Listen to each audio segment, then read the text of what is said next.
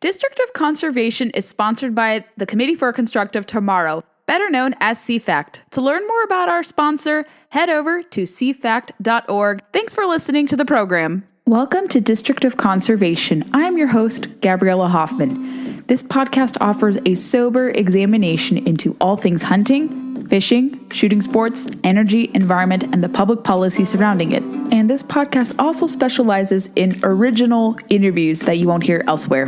Here's what I have for you today. Budget reconciliation is going to be a hot topic here in the Washington, D.C. area.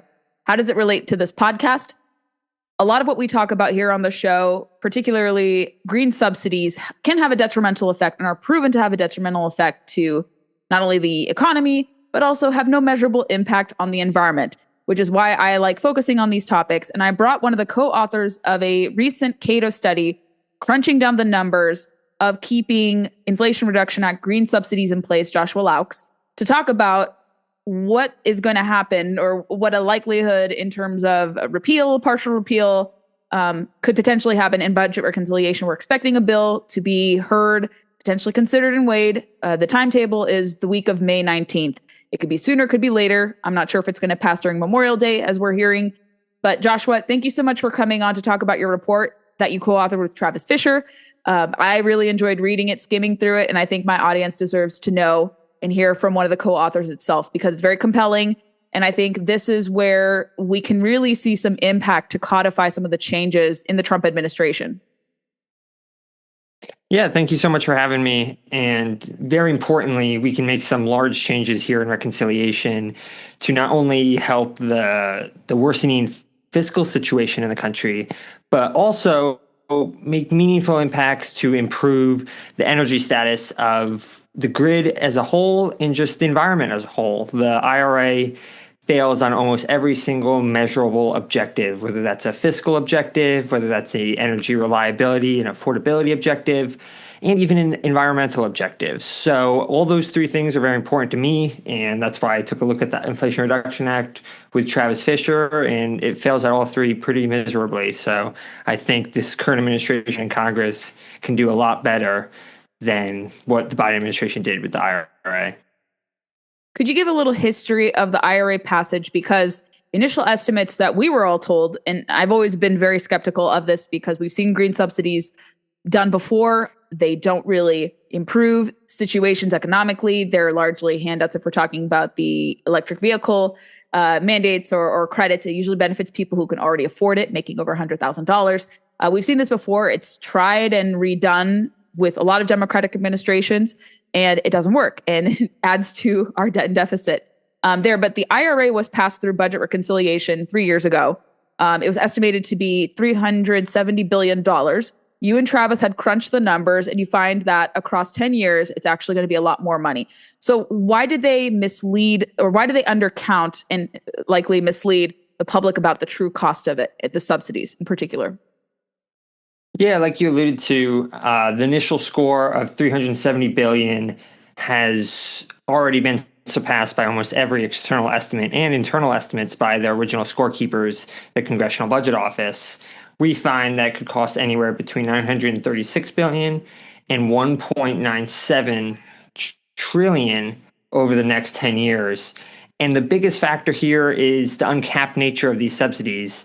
It's a massive subsidy handout to basically every form of new green electricity. That is solar, wind, geothermal, hydro, nuclear. Basically everything that does not have a massive GHG impact is going to be included in what can be subsidized.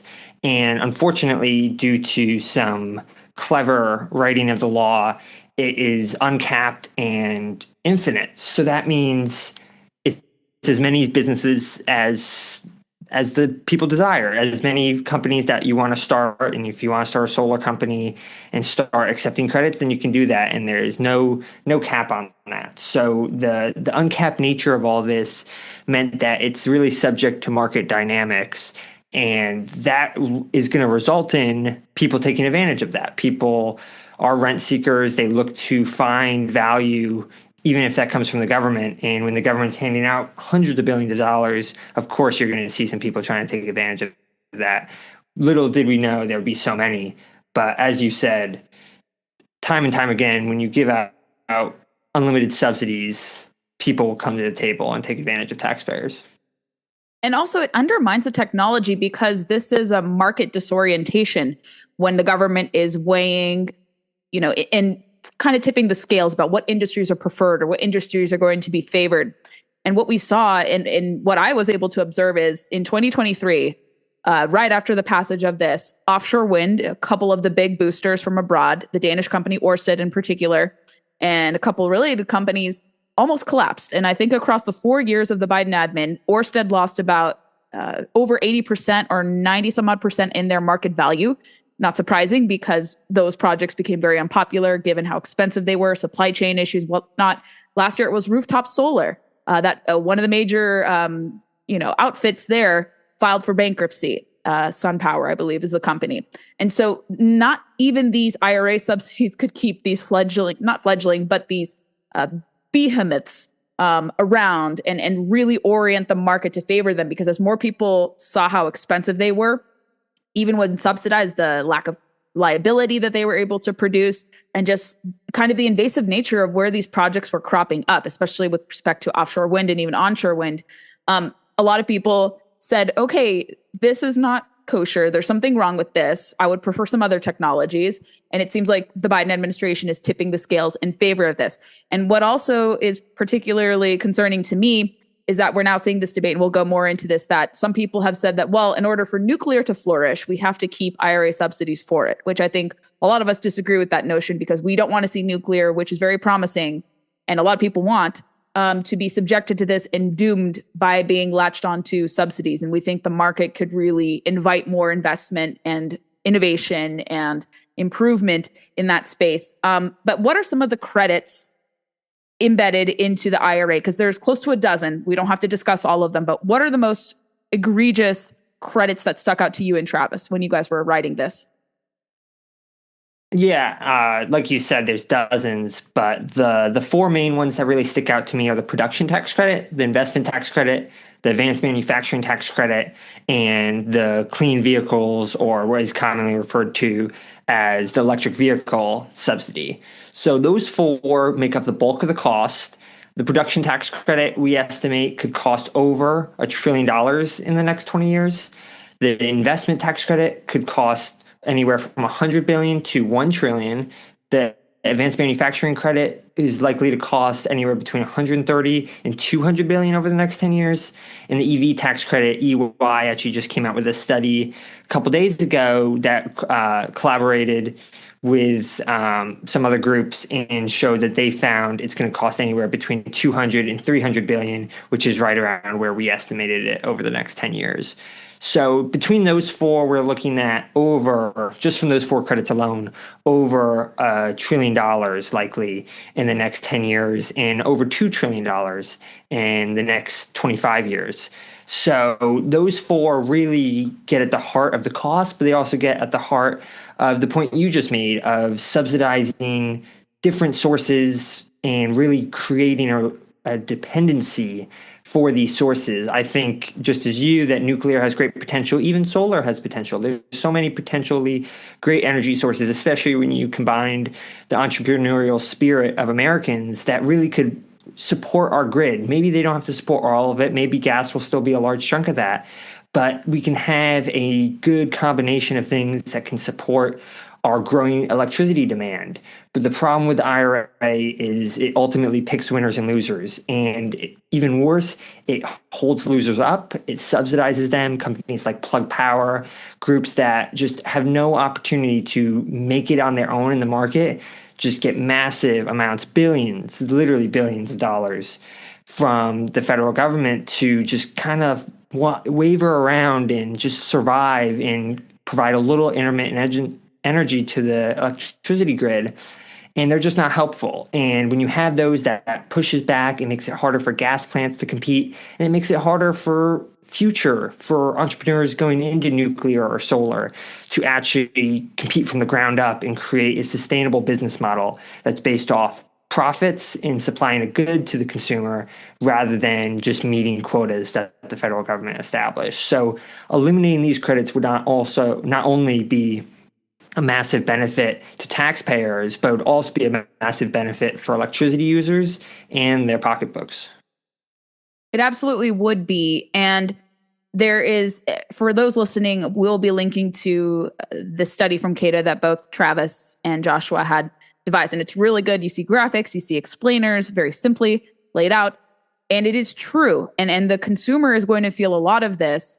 And, you know, if it isn't repealed, do you know exactly what that tax burden is going to be? Have you been able to estimate individually, like what an individual American or individual American family of four, what the tax burden would potentially be? Maybe Tax Foundation did. If you don't have an answer to that, it's just me floating this around. But if you know and can articulate that, that would be very good. But it's a lot, right? Like it would affect people. Yeah, I mean, the cost is so massive here. Why we wanted to come up with a single number to pin to the family of four, you just really can't, unfortunately, because of the massive distortion this has. So as I outlined earlier, the cost is going to be anywhere between $2 trillion and $4.6 trillion over the next 25 years. So that's something that is going to be a direct cost to taxpayers in the deficit situation that we are in. That will also increase interest costs. So we're looking at trillions of dollars in taxes, but also there's a massive costs on real things like the electricity grid and power bills. We've already seen power bills increase in places like Texas that are most hard hit by this. And we are going to continue to see electricity prices increase because of these subsidies, as things like solar and wind not only create reliability issues, but they also price out and make it harder for people getting interested in opening a new gas plant to open that plant, because they have to compete with something that is subsidized 50% of production cost at times.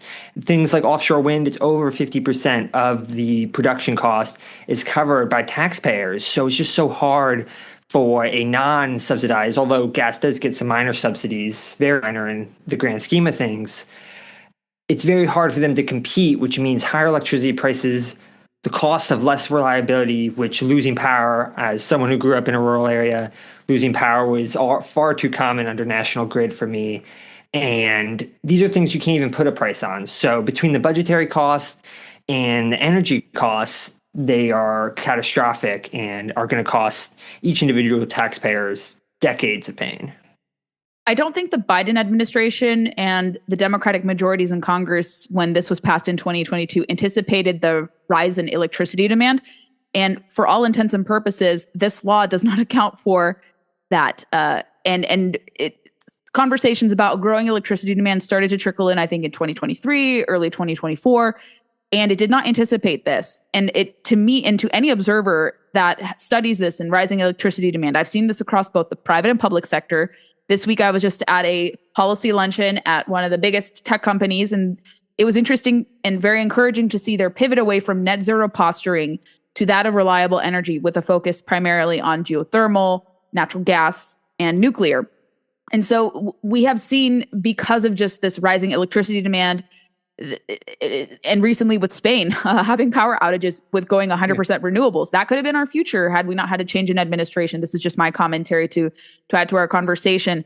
And we're starting to see that shift away from this so-called clean energy transition to a transition, or a pivot rather, back to this notion of reliable energy. And we're starting to see even former net zero proponents, or even some of the loudest net zero proponents, pivot there, following kind of the posturing coming from the federal government, which says we want more market orientation, more deregulation. We want to move away from the government picking winners and losers and prioritizing affordable, reliable, secure energy above that which is not, which is intermittent, costly, even with subsidies and the like. And so when they were crafting this law, I doubt they were considering this. And I think you're going to see even a kind of repudiation of this and from others.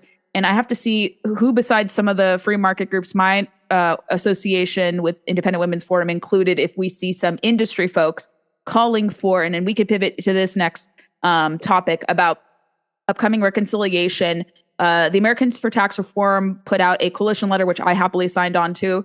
And a lot of people who follow the show will know, or if you follow kind of center-right free market politics, you'll be very familiar with a lot of these organizations. So with reconciliation, because the IRA was passed, we see a great proposal kind of spinning off of the Tax Foundation's recent calculations about to if you get rid of the IRA in some capacity, you can get $850 billion to partially fund tax cuts permanently from 2017. And I think we're going to see more industry groups, perhaps maybe some tech companies join into this because they're seeing that as they're pivoting to this reliable energy posturing, that the IRA doesn't work for them anymore. It's going to be costly even to them and to the biggest propagators. So Joshua, could you explain to the listeners why we're seeing this pairing of repeal of the IRA green subsidies in reconciliation for those who may not be plugged in or who may have a differing opinion from, let's say, me and some of the other signers? But why do you think this is a good tactic by Congress?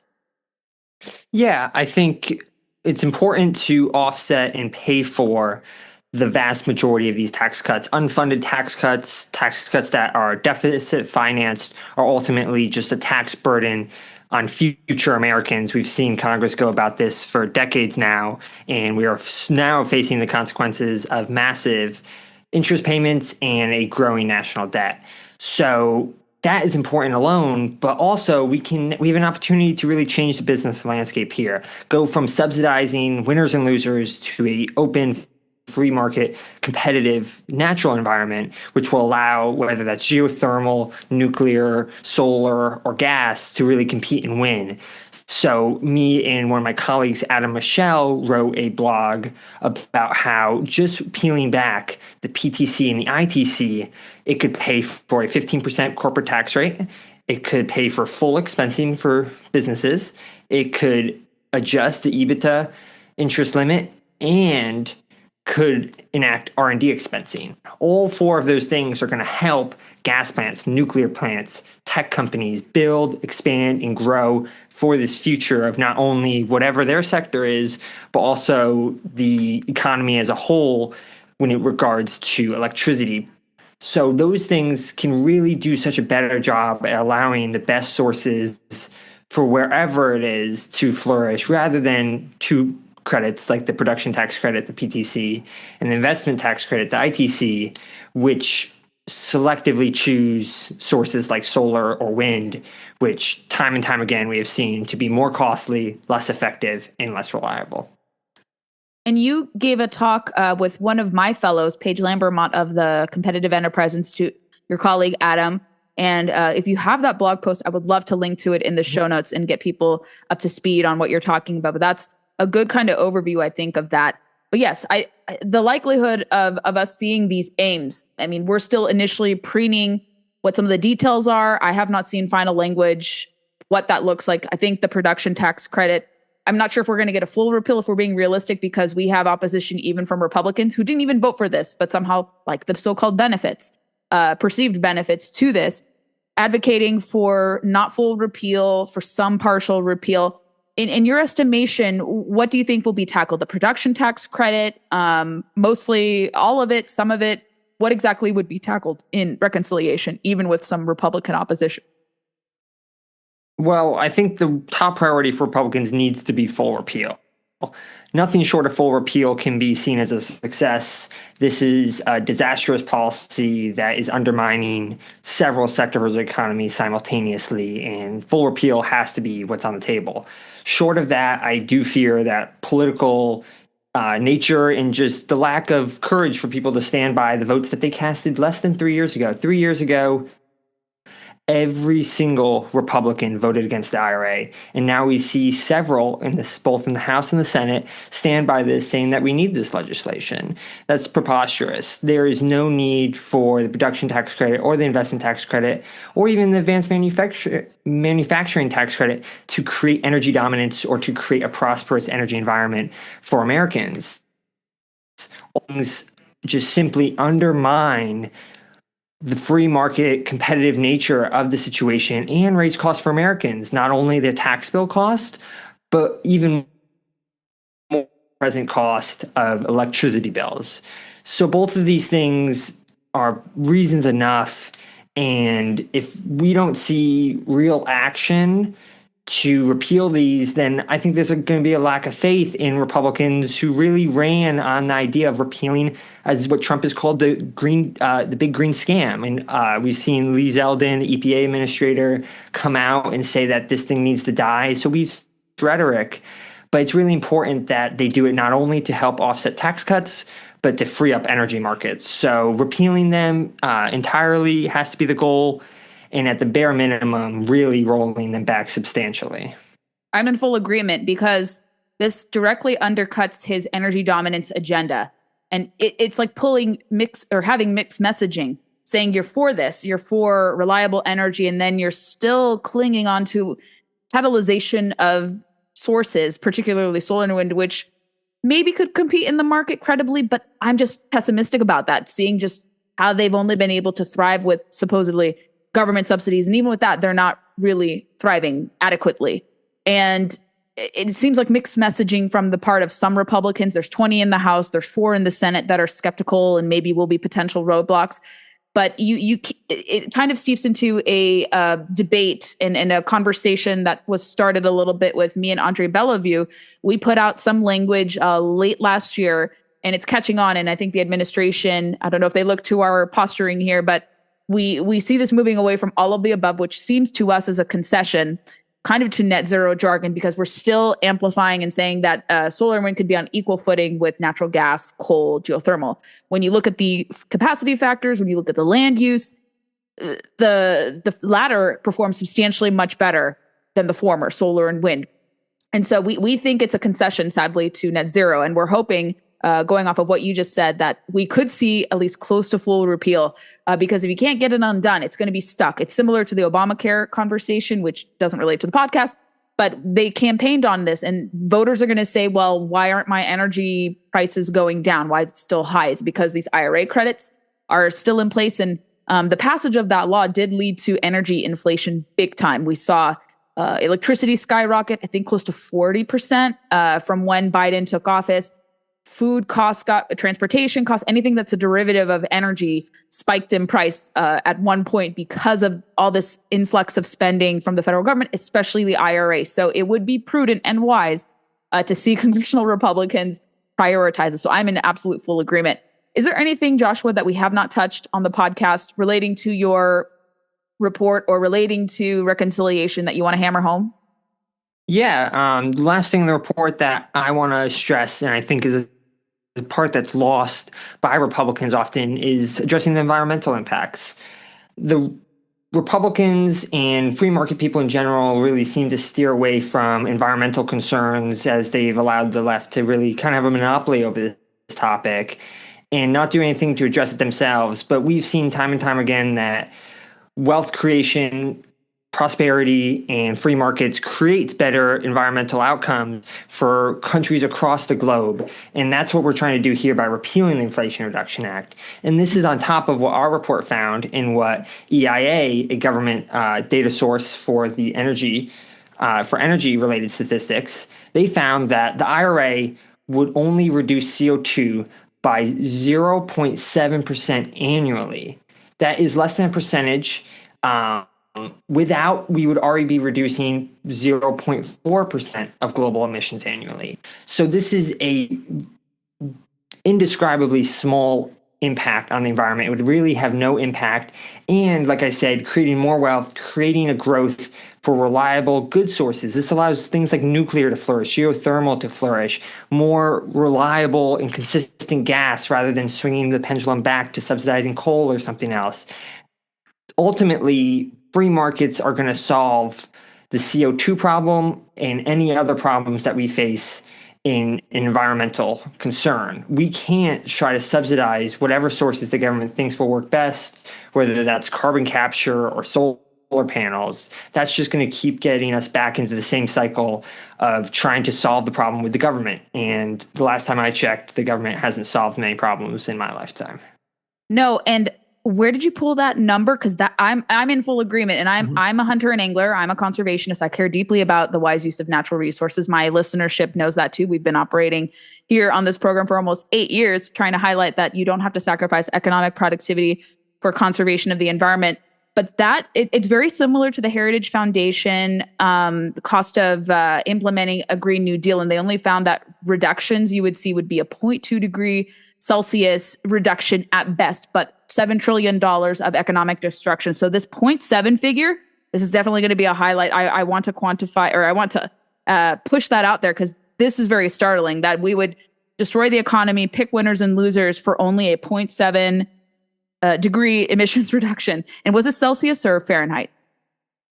This is a percent of CO2 in the air, a 0.7% reduction.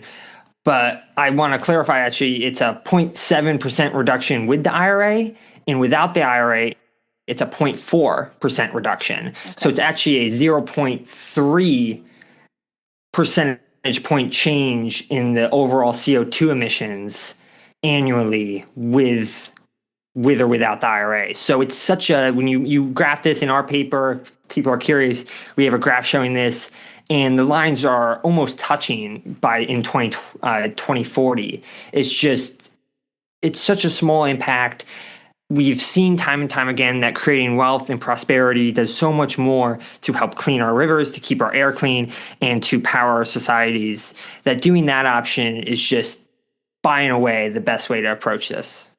All right, I'll clarify for the listener. So it's not a temperature reduction, but it's only a 0.3 in the long run difference in emissions reduction, not Fahrenheit or Celsius. So we want to make that clear. Mm-hmm. But still, it's a minuscule percentage change. So you go through all this hoops, and the government is picking winners and losers, and you have this, not surprising, very disquieting result. And then you have this upending of the economy. The environment is not better. This is typical. And we talk about this theme very often here on the podcast. So that's very illuminating. I appreciate you sharing that, Joshua. And please be sure to send over any language or blog supporting that too, if it's not already covered by the report. But where could people go to find this report, learn more about your work? I know you're going to be transitioning away from Cato, but I think it's still worthwhile for you to plug in the Cato report if you can. Yeah, absolutely. You can go on cato.org and search either my name, Joshua Loucks, Loucks, or my colleague, Travis Fisher, or just go to our general energy and environment section. Either of those are great options. The paper is titled The Budgetary Cost of the Inflation Reduction Act's Energy Subsidies. IRA's energy tax credits could cost $4.7 trillion by 2050. I would also like to plug my colleague Adam Michelle, who has also done some work with me and Travis on these topics. So all three of us on cato.org is the best place to find all our research regarding energy, environment, and the impact of this on the debt and deficit. Excellent. I appreciate you taking time out of your schedule to deconstruct this with me. Again, the report came out last month, but it's very timely because of upcoming reconciliation talks. So Joshua, thank you again. And if you have any more updates, want to pass along any more info with your successors, like Adam or others, you guys have more than enough opportunities to come back and deconstruct more data with us here. Great. I would love to come on again. Thank you so much for having me. If you enjoyed this installment of District of Conservation, I would love to know your feedback. Send it my way. Please be sure to leave us reviews on Apple, Spotify, or wherever podcasts are played, and also check us out on Facebook, Instagram, and Twitter to never miss a beat nor a guest announcement. Thanks so much for listening to District of Conservation. I hope you have a wonderful day, and please share the podcast to those who may be interested in learning more about these critical natural resources, environment, energy issues.